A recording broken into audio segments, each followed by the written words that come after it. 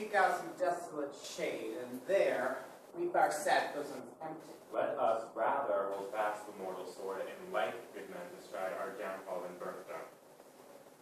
Each new morn, new widows howl, new orphans cry, new sorrows strike heaven on the face that it resounds, as if it felt in Scotland and yelled out like syllable of dolor. What I believe, I'll wail. What no, believe. And what I can redress, as I shall find the time to friend, I will. This tyrant, whose sole name blistered our tongues, was once thought honest.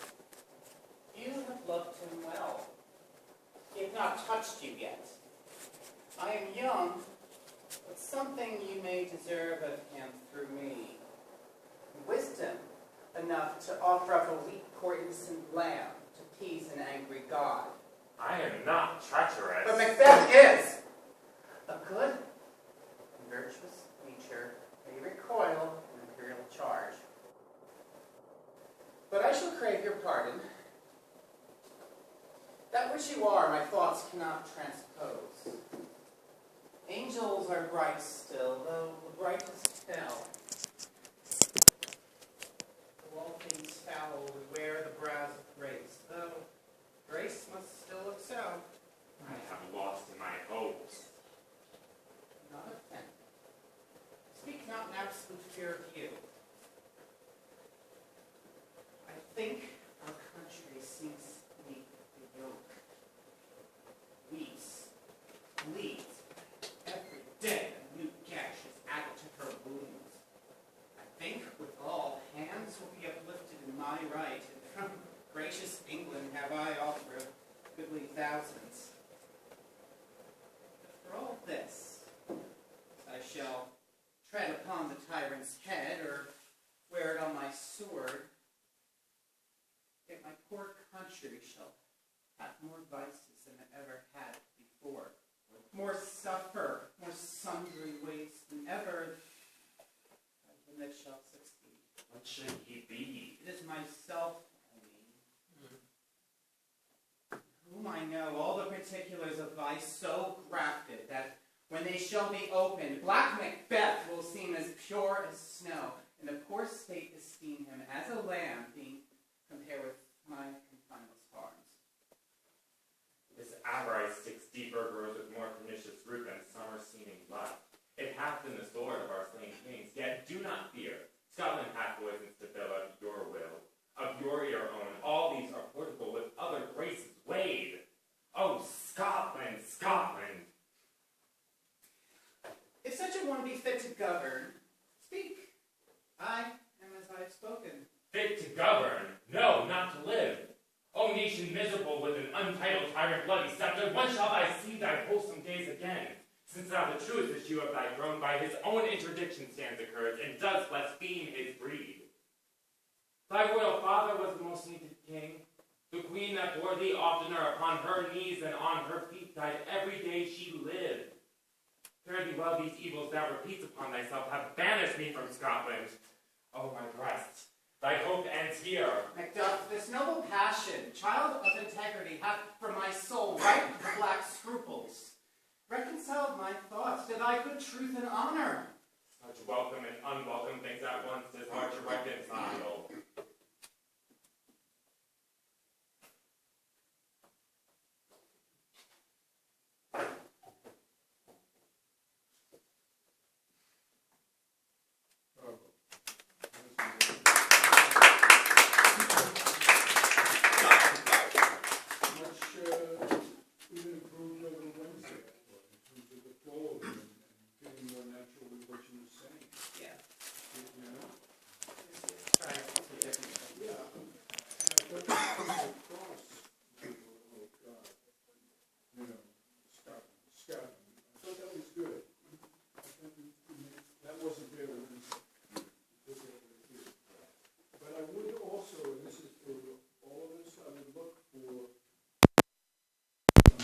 Very natural when you talk to somebody like this, which is the way Michael was doing most of the scene.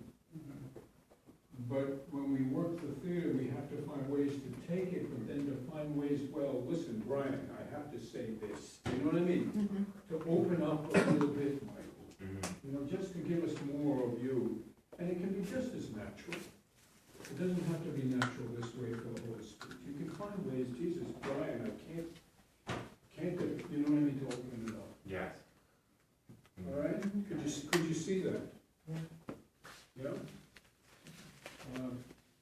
Anything, James?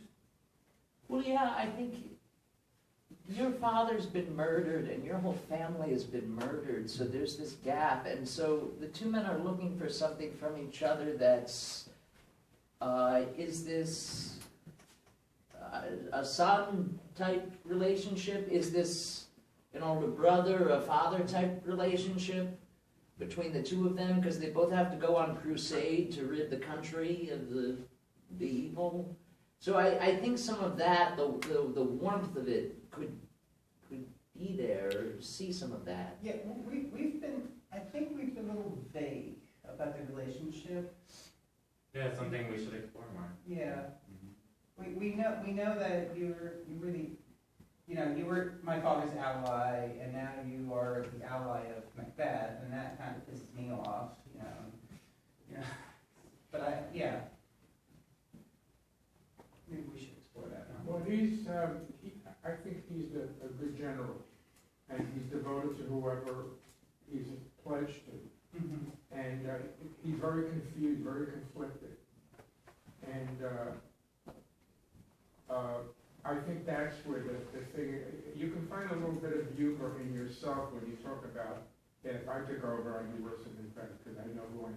I know. Yeah, that's what I Try to find that kind of, not humor, but irony in like, yeah, right, you don't want me to be the king, I'm too young, first of all, I don't know what's going on. Yeah, that's what I had struggled with in this scene, is trying to, I mean, it's like now I get it, but it's like, I guess I'm just trying to wrap my head around the insecurity Malcolm has about becoming king. Yeah, whatever it is, you can find a sort of like, yeah, you don't want me, Like a little you're better, self-loathing. you don't want me to do it, I need you.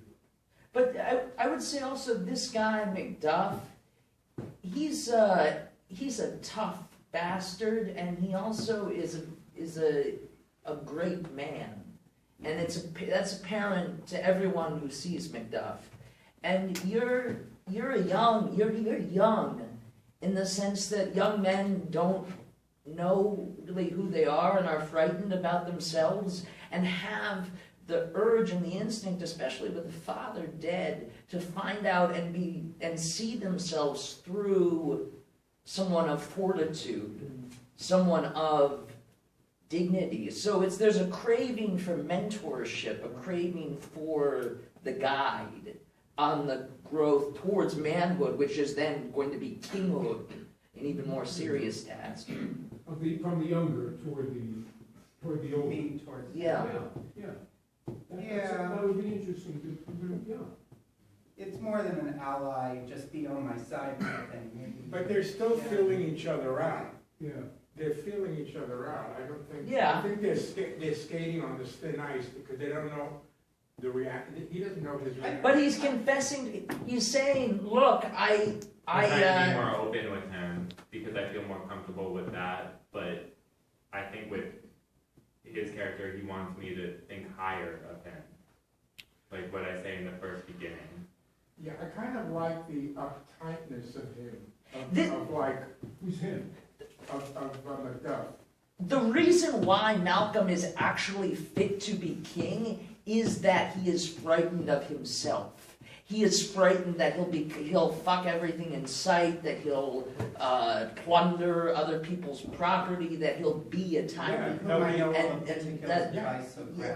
crafted. But he can't know. There's the uncertainty, but the certainty of himself, the truth of your mettle could be found in a warrior who, like Macduff, who has lost everything and is a paragon of what Scottish bravery is. I agree. And Well, you chose him. There- You chose him. There's a lot of conflict I have because I also, even though I may be afraid of becoming king, I still know that I should be king. I feel so resentful that, you know, so much has been taken away from me. I just want a second, I know Roger wants to move. What's your last line? Last note. Your last note. What's your last Such line? welcome and unwelcome things is hard to reconcile. Yeah, see, I took it from there. He says, this is good news and bad news. I need to reconcile. Okay, there we go. Thank you, guys. Thank you.